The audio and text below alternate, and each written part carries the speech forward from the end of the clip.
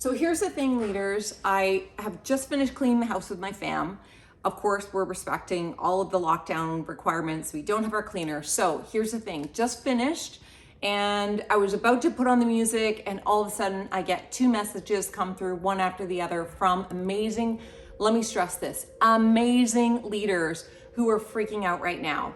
And if you are one of those leaders and you're thinking, what the heck are we gonna do in this situation, in the middle of COVID, second wave, or whatever life brings you as a leader, I wanna share 2 things with you. I even have my Invisalign still in, my track pants on, doesn't matter. Here, we need to get real right now. Okay, I have 2 models that I think is really gonna help you.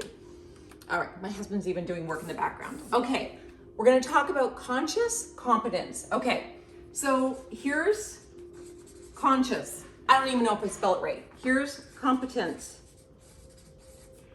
When we started into our first phase of COVID, as leaders, we were unconscious incompetence. In other words, we didn't know what we were doing and we gave permission to ourselves. Here's the thing that I learned really quickly. Although we didn't like it, we were all in it together. And we were hoping that it was going to pass, and we were hoping that this was not going to be a big deal, but we very quickly realized that this was going to happen for a long time. Okay, here's the thing. We became conscious about our incompetence. This is when judgment started to hit. This was about 4 to 6 months in. I noticed my coaching clients, folks of you who are reaching out to me, there was a very low threshold and tolerance of not knowing what's going on. It also was when we started to experience individuals' mental health starting to go down, sick time, and so forth. And so this stakes of not knowing what to do were higher, which confounded and added to the fact that we did not feel good enough. Okay, what has just started and what I'm hoping that you will continue to feel is conscious competence. Here's the thing. I'm going to show you the next model that's going to help you tolerate the fact that we still don't quite know what to do or how to do it. What we're aiming for, and here's the key message I hope you understand. You are moving, whether you know it or not, from conscious incompetence to conscious competence. Here's the thing to ask yourself. What do I know about myself? What do I know about the team? What have we already had success in, despite the fact that we have had all of these obstacles that as a leadership team, as a staff group, as a society, we have not figured out how to fix. So just be curious where your incompetence is slowly turning into competence. And I'm telling you, this is one of the best ways to feel hope, and it's one of the best ways to mine the solutions. Okay. Speaking of mining, don't mind the fact that there's lots of noise in the background. This is how important I wanted to make sure that you experience this is I don't want to wait to do this model. Okay, here's the last phase. This is Kaplan 2015, by the way. This is not my genius. Okay, so here's what's gonna happen next. Here's what you can anticipate. We're gonna move into unconscious competence. Here's the thing, you're already doing things that you already know how to do, you've learned new things, you're figuring things out, and you may not even quite be aware of it. Ideally, what we're going to experience is you're going to have unconscious competence. That likely for many of you has not happened, but it is coming. It is going to happen.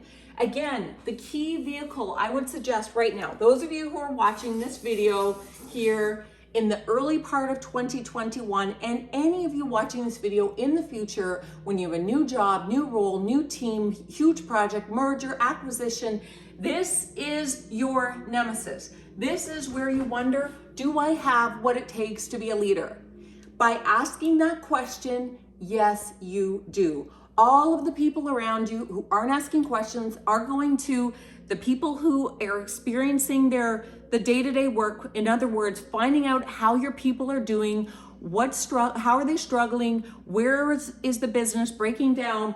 Those are the folks who have something to worry about. They're the ones who walk around with bravado like, we got it all figured out. Nobody has it all figured out. But that doesn't necessarily mean that you're not doing great. So those of you who follow flip side of failing, here's what we need to remember. We need to have a failure resilient mindset. For those of you who believe that failure is inevitable, you have already started to build that belief that we can expect it. Failure, obstacles, setbacks, roadblocks are going to happen. They feel like, well, I'm going to keep it clean in case your kids are watching, but it doesn't feel good, right? It doesn't feel good. And even me, who wrote the freaking book, very inconvenient, by the way, to write a book about failure, experience it, and all of the roadblocks, and have to live your message. Extremely inconvenient. But here's the thing. When we have an experience with roadblocks and obstacles before, then we can go back to this place of, how did I get through it before? All right, so we know that things aren't always going to go well. That's our failure resilient mindset. The next piece is we have to have a failure resilient context.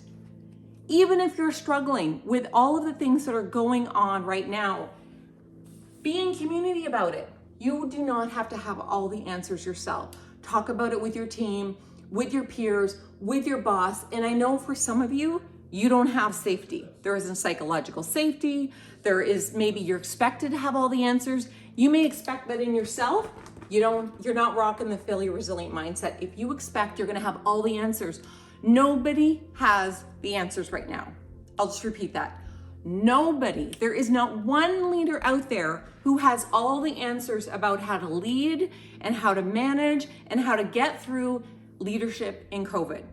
What you do have is that you have had experience of challenges and difficulties before, personally, professionally, academically. That is your goal.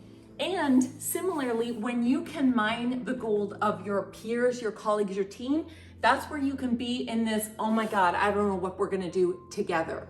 Isolation, not talking about the challenges, is the surest way for one's mental health, confidence, and competence to stay low. Because remember, what we're trying to do is move from the unconscious to the conscious, knowing what we do, and that incompetence to competence. We want to be able to figure out what we're doing well, and it's really hard to do that on our own. All right, but we often feel as leaders that we have to.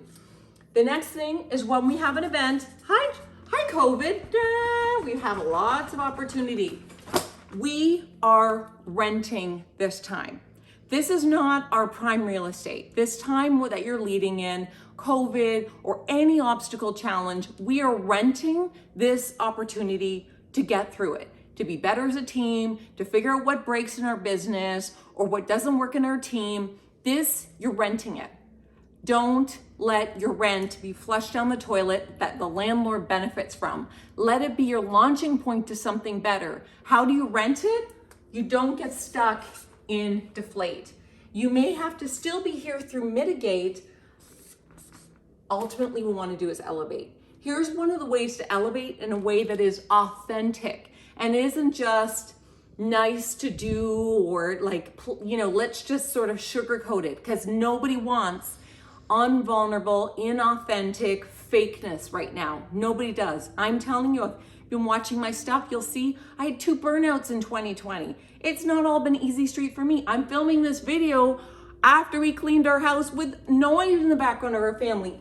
It's not perfect. It's okay. Better done is better than perfect. So how do we get through this? One of the most essential things that I need you to talk about with yourself, with your family, with your team, is what early successes, what glimmers that we are moving from deflate to mitigate to elevate. Where are they? How are we still deflated? Where do we have a victim story, a woe is me story, a wait story? We just have to get through this. This is why nobody likes the term new normal or next normal, because they don't believe it. Because we're like, oh my God, I think we're gonna be on this constant roller coaster ride. Roller coasters are fun, but eventually you go on it too long, somebody's gonna hurl. So we do not want to be thinking and focusing on how long we're gonna be on this roller coaster ride. So that's why nobody likes the term next normal, besides the fact that everybody's using it. It's boring now. Okay, so if you're in that deflate place, what do you need to do to have a conversation, a meaningful conversation about, are we truly deflated? Are we truly gonna be stuck here? What are some of the early signs that we're not? And similarly for you personally, and let me say for you personally, you need to be practicing self-care. You may be clocking more hours. You may not be able to turn the wheels off about work. You may be desperately worried about people, yourself, and others, particularly those of you in essential services. My healthcare leader friends, I feel you. I've been in healthcare during crises before. Here's the reality. If you don't practice self-care, it's going to be really hard to be able to help yourself and others in this upsweep. So you have to find something that brings you joy and well-being and health. Okay, so that's one of the ways to at least get through. Have a ritual, have a joy, have some self-care, have your person you can talk to that doesn't judge you, that knows that you are resilient and resourceful and whole, and that even if you're struggling, it does not mean this is an issue of competence. You haven't been here before. Of course you're gonna go through this, even if you have been in leadership for 30 years. You have never led through a global pandemic of this magnitude. We all start at ground zero. The difference is some of us are ready to be able to move through it because we expected as leaders, we would have huge emotionally, mentally, socially, economically, catastrophic moments that affect our careers and our businesses. That is not on you. Sometimes it is, most of the time it's not. And certainly this time it is not. So if we want to now move into this elevate, hopefully you practice self-care, you've leaned into your people, you've acknowledged that this was normal, going through this, having a crisis of confidence or competence or comfort is normal, it's expected, it's awful, and we're gonna get through it. My name's Sarah McVanel. If you need any help, if I can help be your person, even for 5 minutes, reach out to me. And remember, there's so many people who are 100% team you. Don't hesitate to ask because we're all in this challenging leadership boat together. Remember, you are already greatness.